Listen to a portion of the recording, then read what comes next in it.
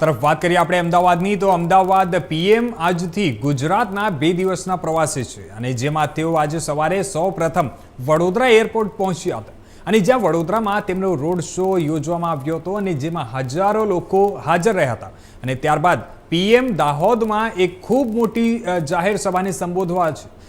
ગયા હતા અને જ્યાં તેઓ લગભગ 24,000 કરોડના વિકાસ કાર્યોનું ઉદ્ઘાટન અને શિલાન્યાસ કર્યું હતું અને આ જાહેર સભા પછી પીએમ કચ્છના ભુજ પહોંચ્યા હતા અને જ્યાં ઓપરેશન સિંદૂરના સન્માનમાં તેમના દ્વારા ખૂબ મોટો રોડ શોનું આયોજન કરવામાં આવ્યું છે અને ત્યારબાદ પીએમ ભુજમાં એક જાહેર સભાને પણ સંબોધ્યા હતા જ્યાં 53,414 કરોડના વિકાસ કાર્યોના પ્રોજેક્ટનો શિલાન્યાસ અને ઉદ્ઘાટન પીએમ દ્વારા કરવામાં આવ્યું હતું। જણાવી દઈએ કે આ પછી પીએમ સાંજે 6 વાગ્યાની આસપાસ અમદાવાદ એરપોર્ટ પર પહોંચ્યા અને સાંજે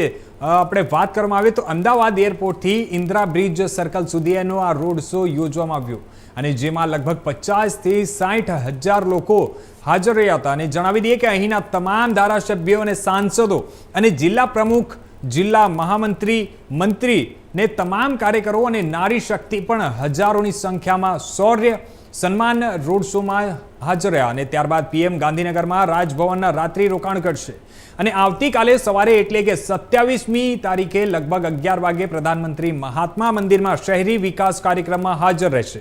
ત્યાં પણ પીએમ કરોડોના વિકાસ પ્રોજેક્ટ્સનું ઉદ્ઘાટન કરશે અને શિલાન્યાસ પણ કરશે। જણાવી દઈએ કે આવતીકાલે બપોરે 12 વાગ્યા પછી પ્રધાનમંત્રી અમદાવાદ એરપોર્ટથી દિલ્હી જવા માટે રવાના થશે।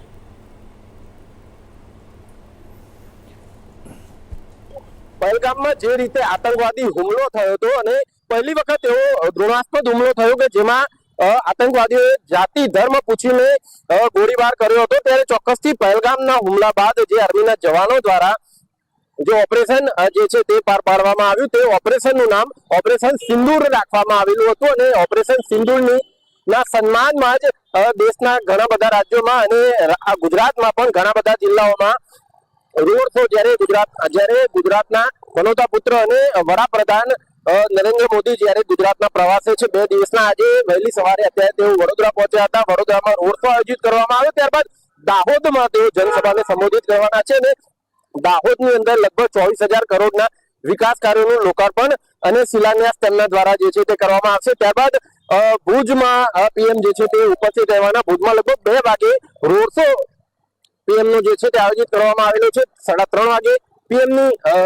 જનસભા જે ભુજની અંદર સંબોધિત કરવામાં આવશે જેમાં લગભગ 53,414 કરોડ જેટલા વિકાસ કાર્યોનું લોકાર્પણ અને શિલાન્યાસ જે છે તે કરવામાં આવશે। ત્યારબાદ વડાપ્રધાન સીધા અમદાવાદ ખાતે રવાના થશે અને અમદાવાદમાં અહીંયા આપ જોઈ શકો છો અમદાવાદનું આ એરપોર્ટ સર્કલ છે જ્યાં આ જગ્યા ઉપર એરપોર્ટ અમદાવાદ એરપોર્ટ થી લઈ અને જે કહી શકાય કે આ એરપોર્ટ આ અમદાવાદ એરપોર્ટ નો રોડ છે ત્યાંથી લઈ અને આ એરપોર્ટ સર્કલ થી લઈ અને ઇન્દિરા બ્રિજ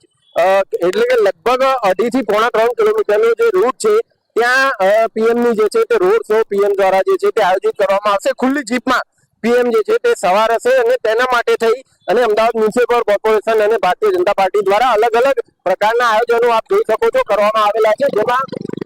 કહી શકાય કે આપ જોઈ શકો છો બ્રહ્મોસ મિસાઇલ ઓપરેશન સિંદૂરના અલગ અલગ જે પોસ્ટરો જે છે તે દરેક જગ્યા ઉપર જે છે તે લગાવવામાં આવેલા છે અને દરેક જગ્યા ઉપર ભારતના ધ્વજ છે તે જ્યારે ઓપરેશન સિંદૂરને સફળતા પ્રાપ્ત થઈ છે ત્યારે દરેક ભારતીયોને પણ આ વાતનું ગૌરવ છે અને એટલા માટે જ્યારે અંદાજો છે કે જ્યારે સાંજે 6:30 વાગે જ્યારે રોડ શો આયોજિત થશે ત્યારે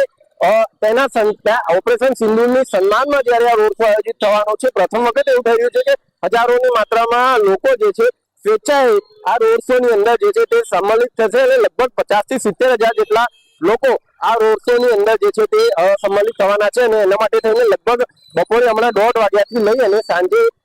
7 વાગ્યા સુધીમાં જે છે તે રોડ શો